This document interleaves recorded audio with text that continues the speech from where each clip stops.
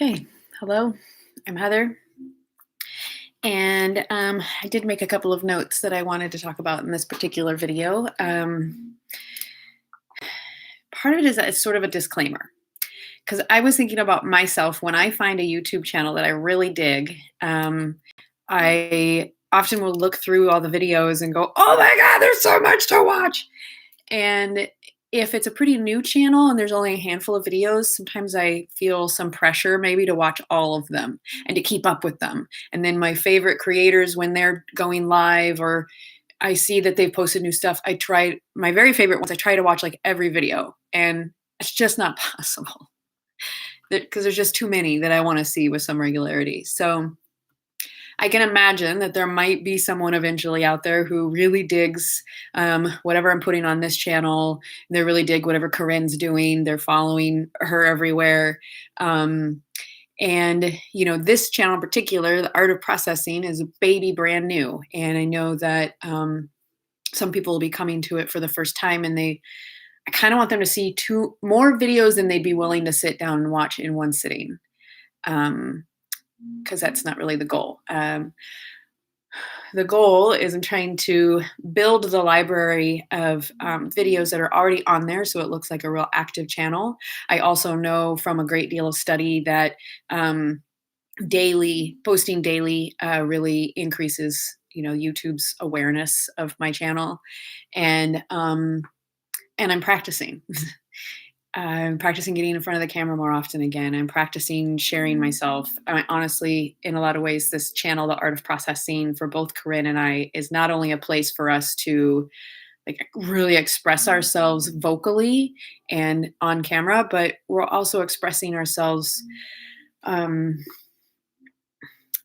through the process. It'll become more clear over time. But what I anticipate is likely going to happen is this video, I went live, and I think eventually I'll come back and there'll probably be little segments that I'll cut out of it to make additional videos, of the little nuggets or something that typically come out of my mouth when I'm not trying too hard.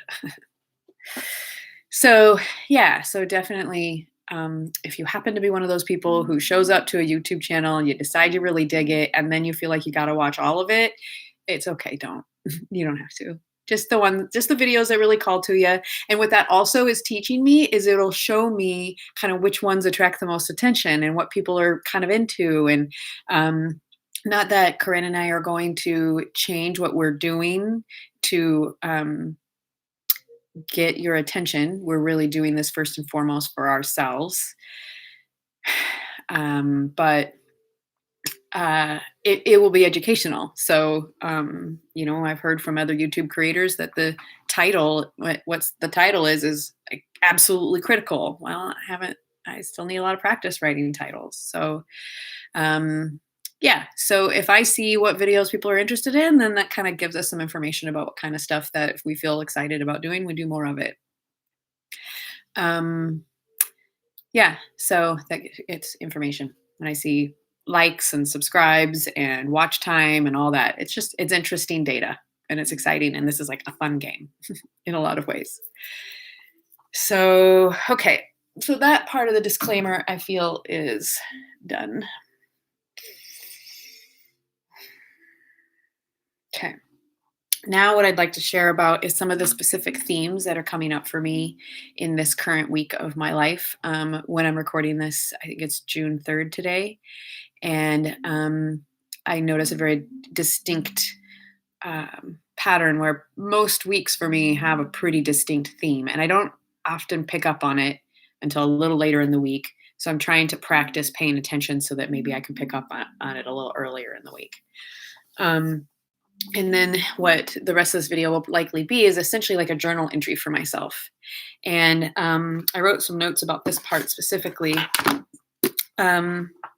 where, the other thing I wanted to say about having lots of videos is it's also called mega batching. And so mega batching is when, you block out some time and you just make a whole bunch of content and then spread it out over time, the dripping of it or whatever. that's essentially what I'm doing. It's just that I'm letting the first round of the video go live and be available in its rough cut form. And then I'll come back later, or my video editor will come back later and um, do the stuff to it. So, mega batching is one way to call it. And another way to look at it is I'm riding the flow while I have it. I happen to have the creative energy and the motivation to talk a lot right now. And can't expect any one human being to hear everything I want to talk about. I can't even really expect, and I just don't have any humans like readily available to talk to directly, and I'm gonna do it this way for now. Anyway, what else did I want to say? So a journal entry, right? Back on track. Get back on track. So generally, people expect a journal to be something like, "Oh, that's intensely private. You don't read somebody's journal." Okay, correct. Without their permission. You don't read their journal without their permission. However, I'm giving permission.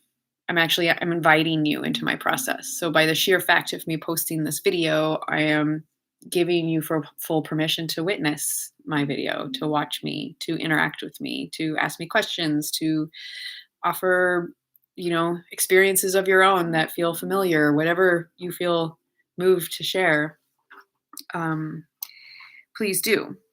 And I think I hope that there's an understanding that essentially when when you visit someone's YouTube channel or their Instagram page or their Facebook page or whatever, when you're visiting someone on social media, in a lot of ways you're visiting like a space in their home. You're visiting their lives. You're stepping into either the living room or their kitchen or their backyard, and literally and figuratively and emotionally. And so I invite you, when you come to any of my content, that to feel welcomed and feel comfortable. And I'm curious about you, and I'm curious about how my content impacts you. However, it's also, again, it's like you coming into my house. I know you're not going to walk around and go, well, this looks stupid, well, that was dumb, I hate how you did that. Like, maybe some people do that in some other people's houses, but I don't think usually. So the invitation is, be the same on social media. Like, don't go into someone's social media space and go, well, I don't like how you did that, you better change that, I'm mad at you about this. No, thank you. All right. So, yeah. So basically, if something feels interesting to you that I'm talking about or whatever, then please stay. And if it doesn't feel interesting, or it feels like triggering to the point of you're getting pretty upset, then you don't have to stay. Only if it feels like somehow it's healing through some form of interdependent witnessing and healing. I feel like that's a really important part of my healing, has been that interdependent piece where I've witnessed others in their full expression, and I've allowed myself to be witnessed as well in my full expression. And now I'm just doing it on a video and sharing it. Okay. So what else were my notes? All right. So the journal entry. So these are just kind of a breadcrumbs / bullet point, so that it helped me remember what my thought process was going on around this time frame, so that I can expand on the ideas. So I wrote down choosing my teachers and recognizing that the teachers I'm choosing, not only in the external, as in the content creators that I'm choosing to engage with and spend time with and respond to, and I'm being really intentional about that. And I have even some that I really, really love. I've had to set aside for a bit because I just don't have the bandwidth to watch a tremendous amount of, or listen to a tremendous amount of content. So I have to be really mindful about what I am choosing to spend my time on. But another one of my teachers is myself, as former versions of myself. And I keep coming to further, higher levels of understanding and awareness that former versions of myself are still running the show in a lot of ways. And the life that those former versions of myself was living is not one I want to recreate. So I can't let her be in the driver's seat. So if I instead of if I so I'm trying to reframe that relationship with former versions of myself, and one way I've described it, my friend Azaria Grace from the Eye Inside YouTube channel, she and I were out for a walk one day and having just this lovely talk, and I shared with her about this idea that I'd come to, like, wow, what if I kind of perceived all former versions of myself as actual um, ancestors of mine. So, of this current version of me, all former versions of myself are ancestors of this current version. Um, and I've been able to grasp for a long time kind of more that concept of, having those who have passed into the other side, my grandmother, family members that I never really knew all that well, the man that I grew up with as in my father figure, my dad.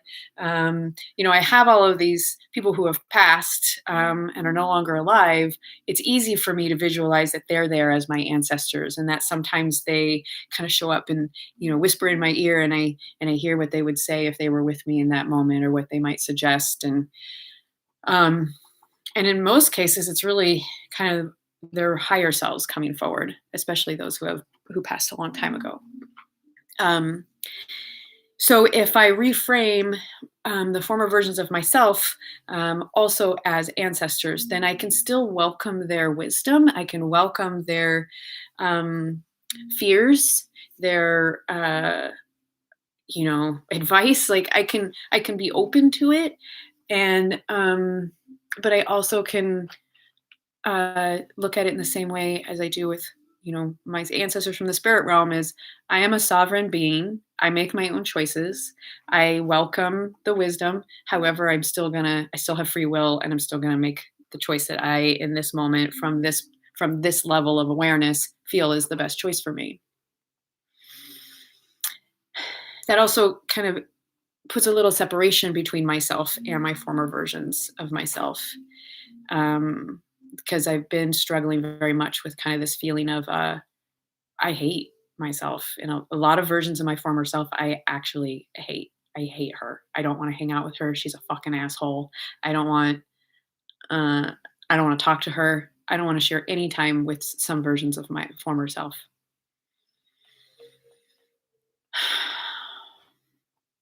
And I recognize that that's not healthy.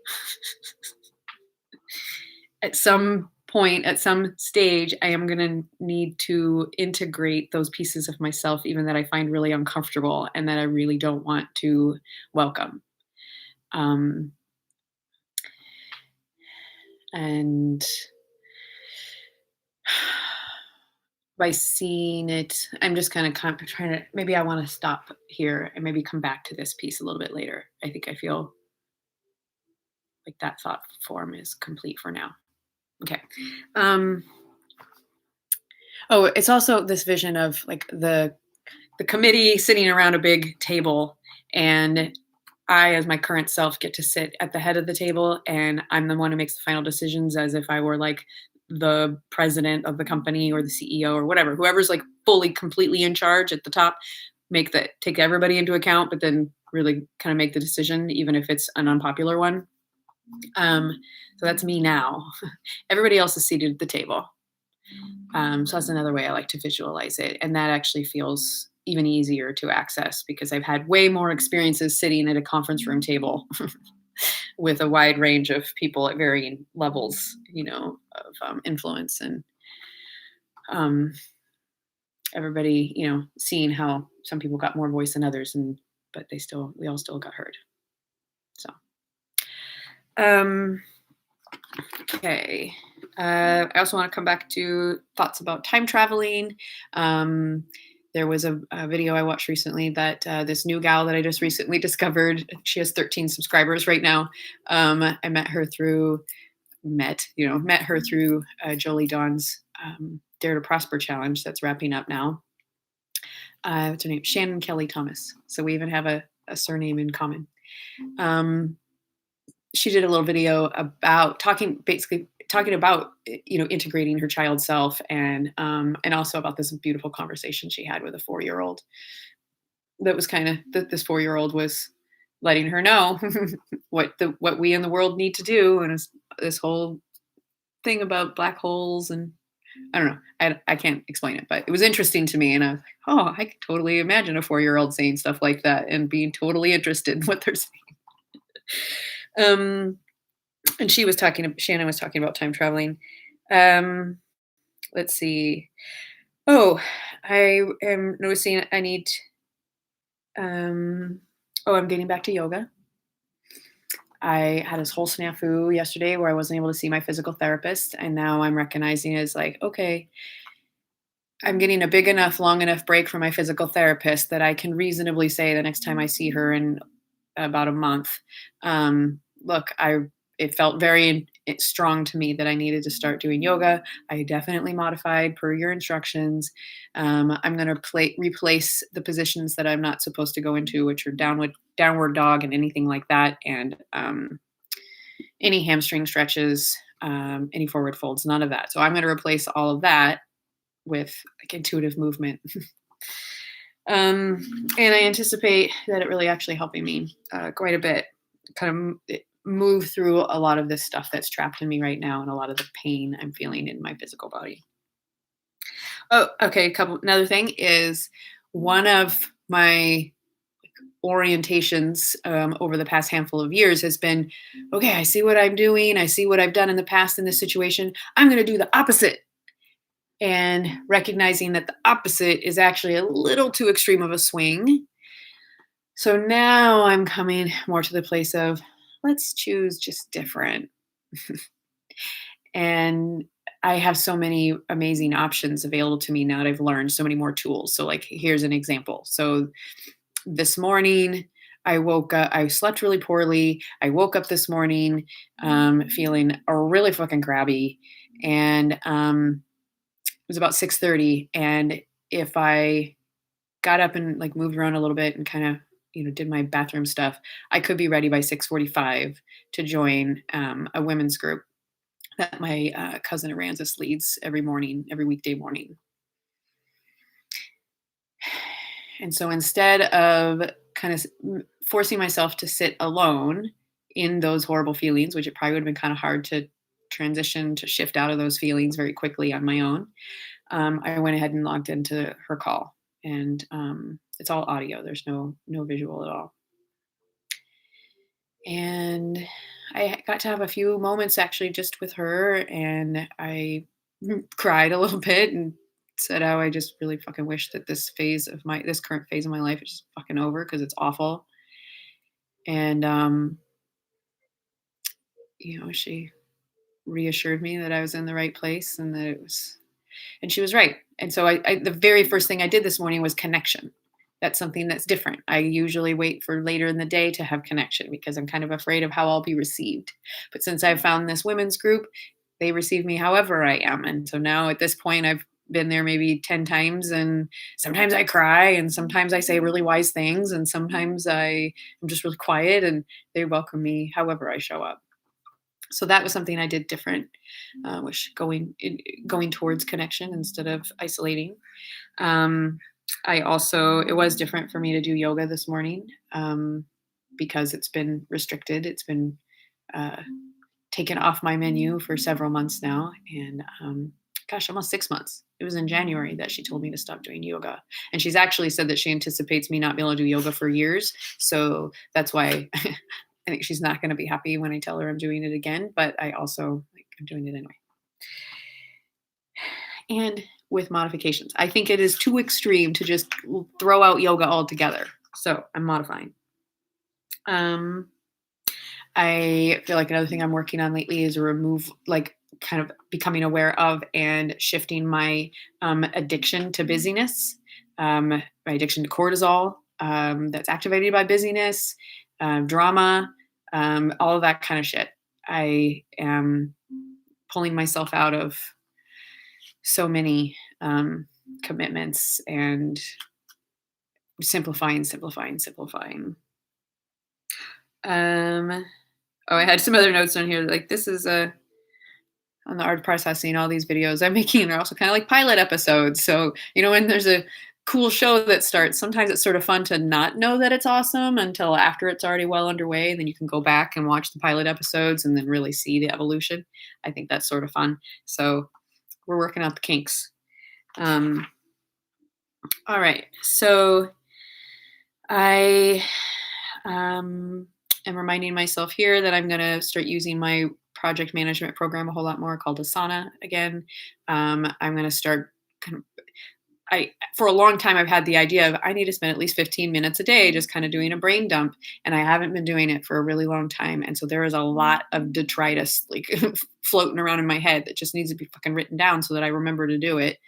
And I also find like if I write down the major theme, then I can write down the steps so that I can break it down into smaller pieces. So I'm getting back into my project management program. And I'm also, I have a list here. I found out last night in a really uncomfortable interaction with a housemate that essentially she made it very clear that she does not accept me how I am and is unwilling to meet me in any way where we could come to kind of like a collaborative space of shared understanding. Like that's not available. So I find that to be super painful.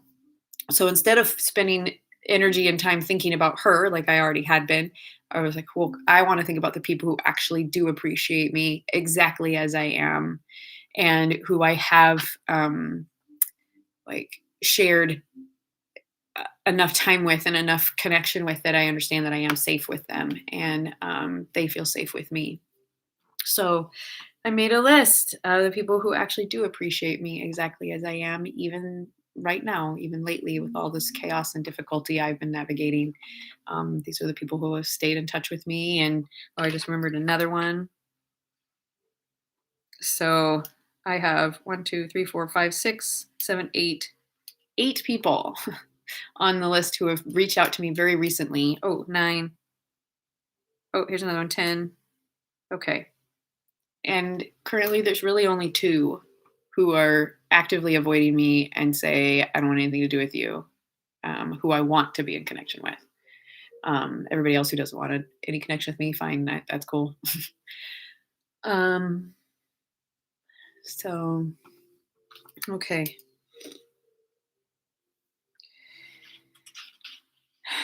Yeah, an awareness of having too much focus on what is not going well. And I do want to reorient towards what is going well. What is going well is I am getting better and better at remembering to eat regularly. My sweetheart helps me make sure that we've got leftovers. I'm doing a really good job drinking my water. I'm going to add in more tea because we have a lot of tea. I just unpacked it all. It's a lot. I am structuring myself in a more organized way, but also really taking into account how my energy ebbs and flows and try not to overdo it. I'm knocking off some of these like old to-dos. A lot of them are honestly like really easy things that I just like, the sheer weight of all of them. So I don't do any of them. And another thing that's actually been really validating and supportive recently is I'm noticing I'm being drawn to more and more content about women in particular who have undiagnosed ADHD and how that impacts them and how to recover from that. And I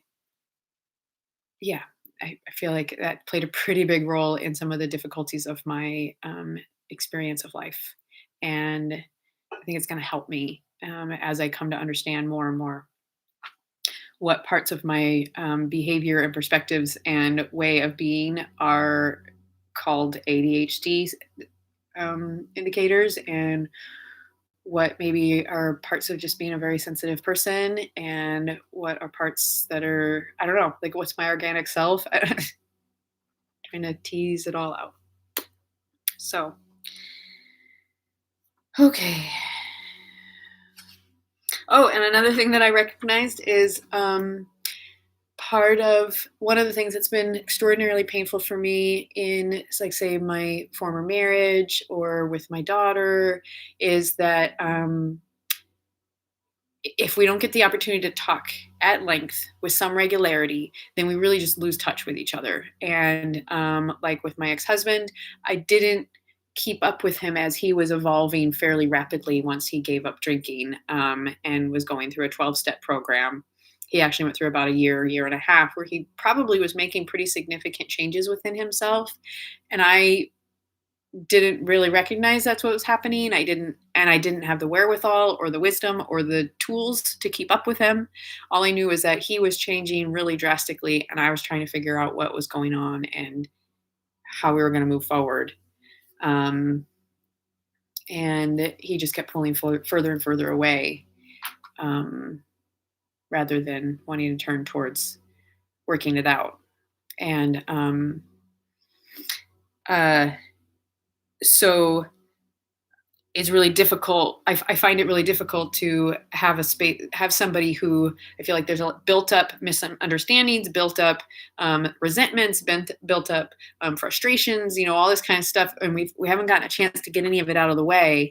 It colors everything. And even with my daughter, I wasn't seeing her often enough for about the last 6 months of 2020 to really track how much she was evolving in that time. And even probably before that, honestly, I wasn't keeping up with her evolution. And so she would feel really frustrated. She kept saying she was really frustrated with me because I wasn't seeing her clearly, and I wasn't understanding like really how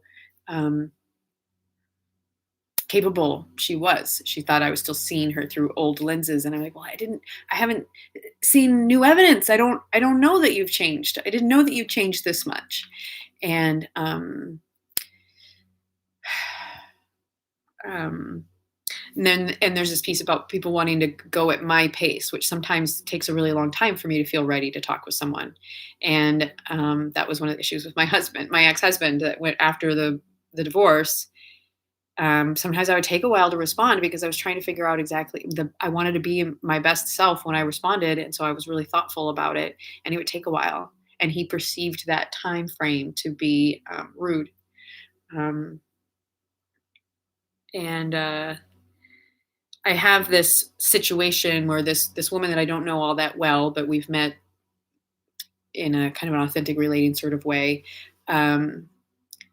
She has asked me to kind of be with her as she works through a trauma that has been really impacting her, and the person she perceives to have been a part of the trauma is somebody that she and I both know.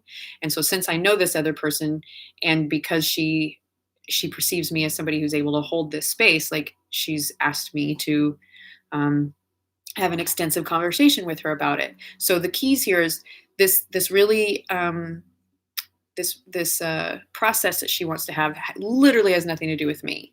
None at all. It is nothing as personal about it at all. So even if there's a great deal of emotion involved, I will know that it has nothing to do with me. And so I feel like there's a chance that I'll be able to stay more present. And I know that that's true because I actually have practiced that many times. I've sat with people who were feeling extremely huge emotions and expressing in even violent ways. And I've been able to hold presence with them because I knew it wasn't personal. It gets very difficult to navigate if there's any level of it being personal.